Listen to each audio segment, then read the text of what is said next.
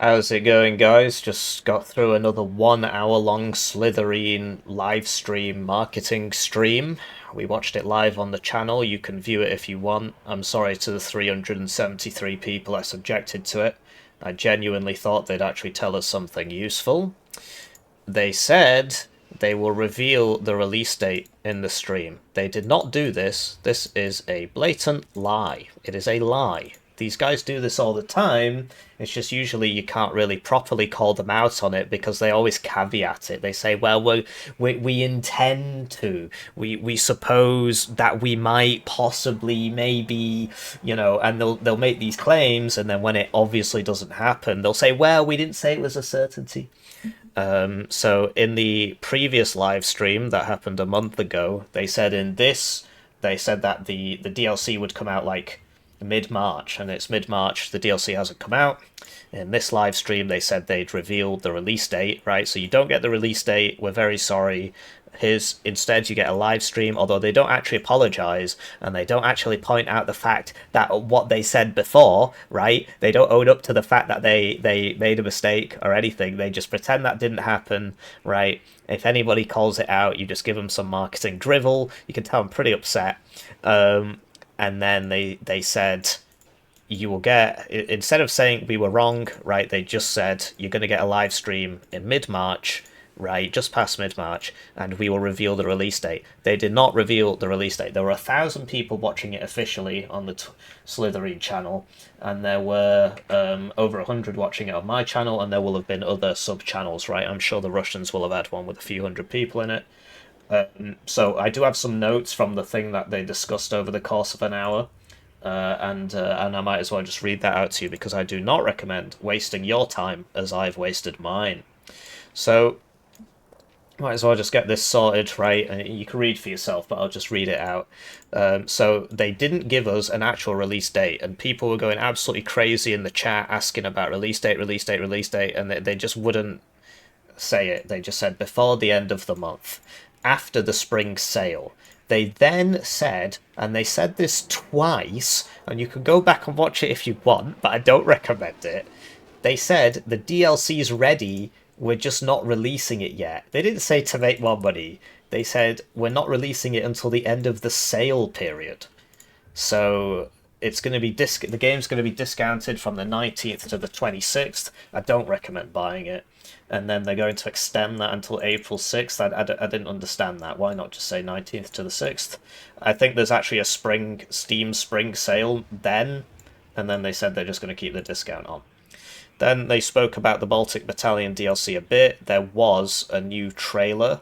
Might as well go through it in chronological order. So the first things first, they had this guy playing the campaign for a bit, and I don't know if he was paid to do that. He did look like he was having a great time, but who knows? Who knows? Maybe he wants exposure, right? Pay him an exposure, and then after that happened, we did some time padding, right? And then they had ads on their stream, and their stream is an ad, but I have ads on my stream, I suppose, right? And then we got reintroduced to the Italian guy. I can't remember his name, I'm sorry, but he's the marketing guy, right? And then this is Flix, the lead game developer. The Russian scene absolutely hates Flix. I don't hate him, but they definitely do. Then we got a new trailer, which I might as well show you, right? Might as well show you that. Trailer, guys, incredible. So there's me saying the trailer's incredible. Can't wait to react to this trailer.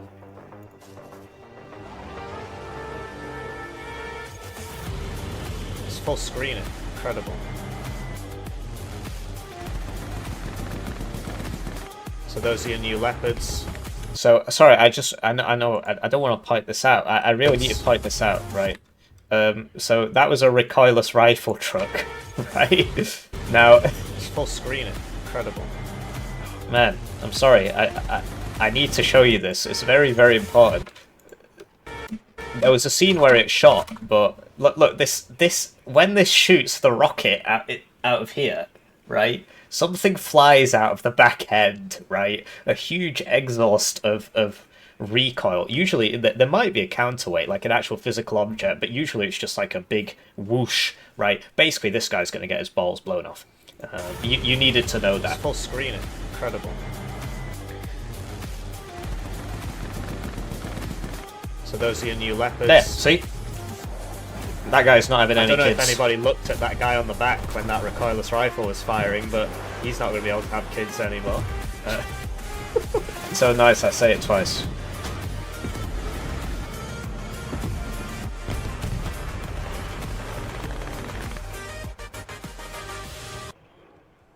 Right, so that was the only new content in the live stream. Back to the notes. So they said that the motorized mechanized infantry IFV focus group, honestly that's what they said, is going to be somewhere between the American armored and the American striker kind of detachment, because you get the Leopard 2A8, which has active protection on it, right?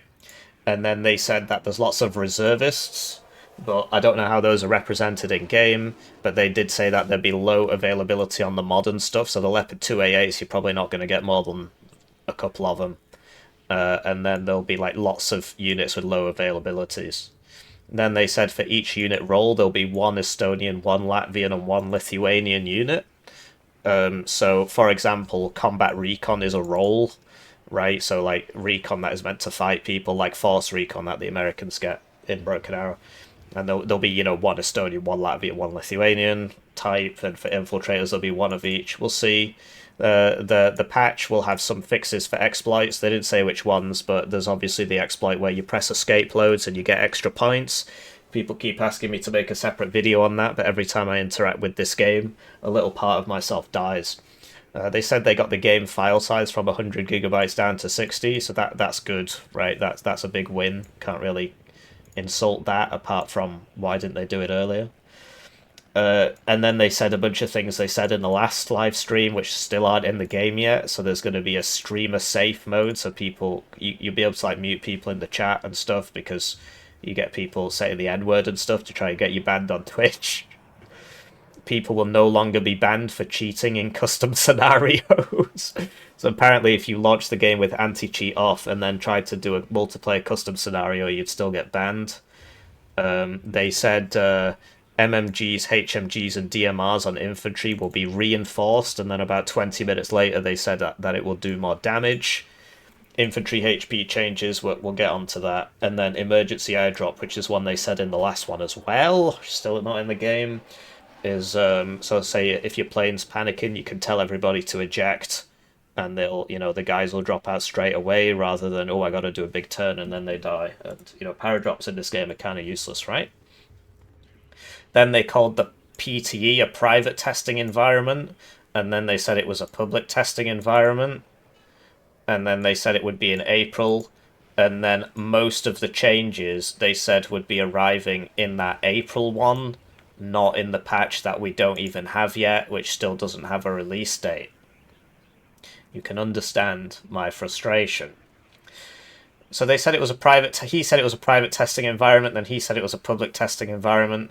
It is currently a private testing environment, and then sometime in April, at an undisclosed date, they said it'd be a public testing environment, and that will have units resupplying in transports without unloading, which they said last time as well. They said that the anti-overkill system will be reworked for plane combat in the April patch, not the March patch.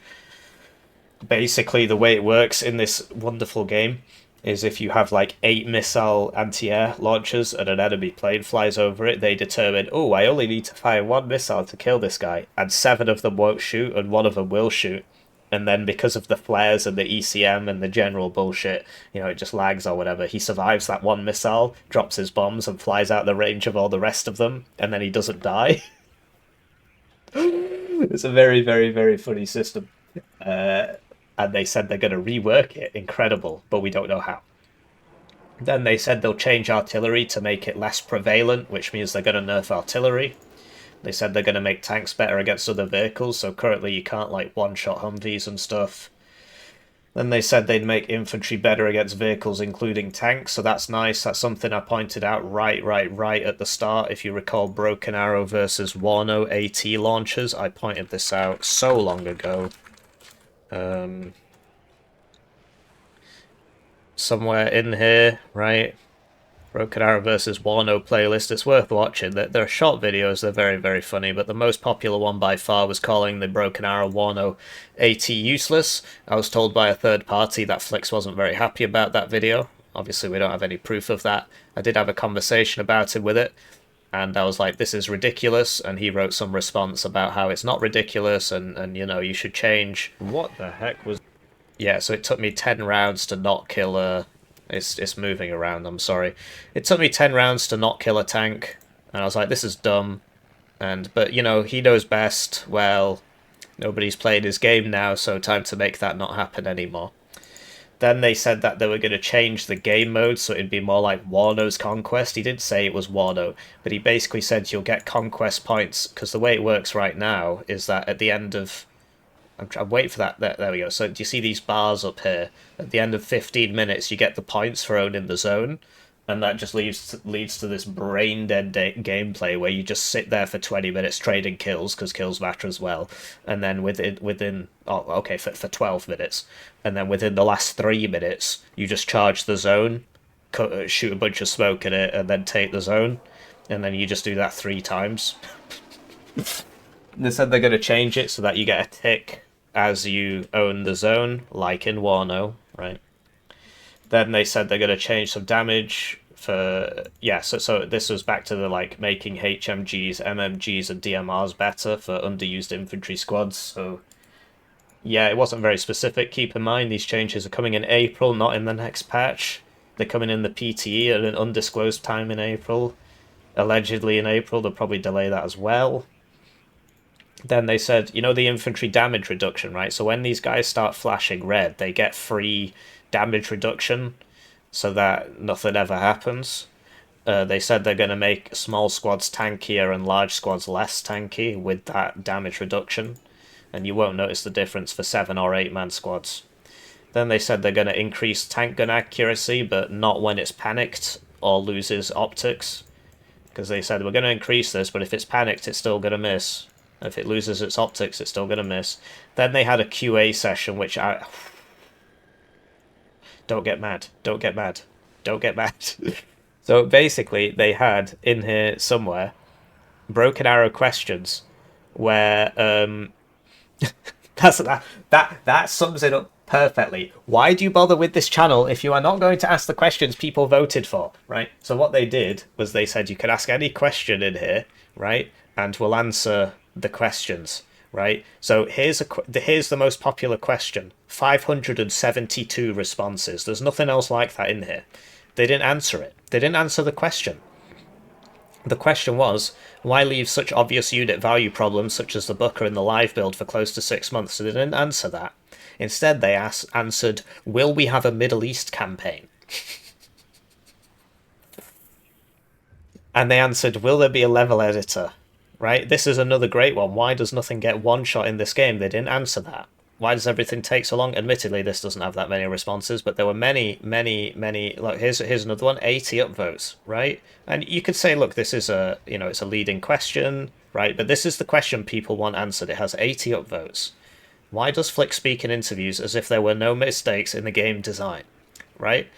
And you could answer it and give an answer, and you know it might be a leading question, but look, I run a public facing YouTube channel. I appreciate it's not that big, but if somebody comes up to me and is like, "You're a raghead," which happens all the time, right?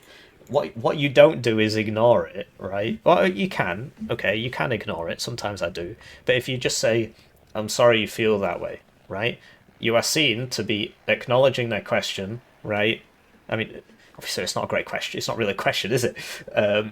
But the people, the general people, they see that you're answering their feedback, even if it's a horrible... Like, that's obviously an incredibly exaggerated thing. But look, he could have just said, they could have just answered this question.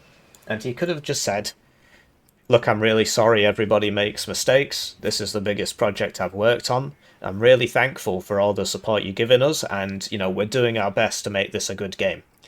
I just came up with that. And then he would look good and people wouldn't get so mad. But instead, they just don't answer any of the questions that people actually want answered, right? 574 responses to this question. 572, my bad. They didn't answer the question. What can I say? So back to the notes. Let's get through this so I can go smack my head against a wall. Will future specializations be paid for or free? And they said, it depends. Big ones have to be paid for because, you know, we have to... They didn't say we have to put food on the table, but they said, look, we can't give you these things for free. And then he said, and this was a quote, Baltic Battalion DLC was an exception.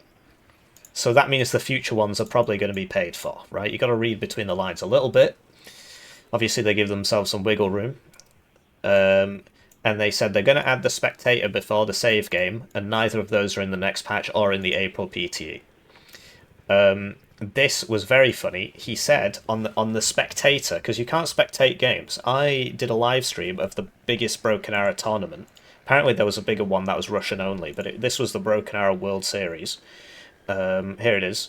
And the way we had to do it was all the players... In fact, you just saw it on that little clip there. Did you see that? That's them, all the players in Discord live streaming. And I have to switch between their perspectives. And some of them don't have very good computers. Is it worth watching that? I mean, you can flick through it if you want. Obviously, it's not a great system. And he said, we've put the UI system in, now we need to implement it into the game. So they've done the easy bit. As somebody who has a game on Steam that you can play right now, the demo, right? It's called Hearse Hero. Right, there it is. Yeah, I can tell you, the UI for any feature is way, way, way easier to put in than the actual feature. So, anyway. They said they had 15 full-time staff on release, and now there are 30 staff in the team. I believe this isn't counting the publisher, because I saw a different post from one of the publisher guys saying it's close to 50, including the publisher, right? So that's interesting. And yeah, all these balance changes aren't in the patch in March. The ones that I've been pointing out. They're not in the patch in March. So in the next patch, no map editor due to third-party software. So there's not going to be a map editor. I am vindicated. I did say that, and I was told I was wrong. Well, by one of the publisher guys. Well, it turns out I was right. Yeah, you can play multiplayer custom scenarios with the mods without being banned. Better modding support for scenarios, because there's going to be a unit information database with the scenario, which means that you can load up a custom scenario where, you know, US Marines deal more damage. Do you know what I mean? You can change, in that scenario, you'd be able to change the stats of individual units within the balance. I mean, it could be interesting for, like, you could have a scenario where you could add a British unit, right? The 3D models wouldn't change, but you could change the name and you could change the stats. And you could say, well, British unit, or whatever, China, whatever, you know, you could add new units within custom scenarios, basically. Are you planning to add a Middle East campaign? And they said, yeah, when we add a Middle East nation, the next nation will not be a Middle East nation, right? The next nation is China, and they said 2027. So this is my thought process. They asked, will you add ships? And he said, yeah, eventually, and it's going to be rubber boats. That is literally a quote. And patrol boats. He said the Arleigh Burke's already in the game, and he said Blue Water Navy is probably not. We might have to change some of the scale. Do you see what? It's never really a definitive answer, but I won't see it happening. They said they wanted to make separate ELOs for Russia and the USA, and then spoke about the technical problems that were preventing us from doing it, them from doing it. And they said it's not 6 months of work, which is an interesting thing to say. They said they wanted to move towards seasons where the ELO would reset with important balance changes. This is what I added once every 3 years. Somebody asked about semi-randomized maps. Age of Empires is the example I brought up. So basically, you know, semi-randomized maps like in Age of Empires. If you've played it, you'll know exactly what I'm talking about. The map isn't always exactly the same, but it's got like a template and certain things change. So like the resources will be in different places. You know, so the tree lines will be in different places, but it has the same general kind of feel for that map. And he said they want to do it. Didn't give a time or anything. And the next live stream is going to be in April when the PT comes out. So yeah, I'm mad AF. because I've been I've been cheated out of another hour of my life. I look forward to doing it again in April, and I hope I've saved you some time, because I've only wasted 20 minutes of your life. Have a lovely day.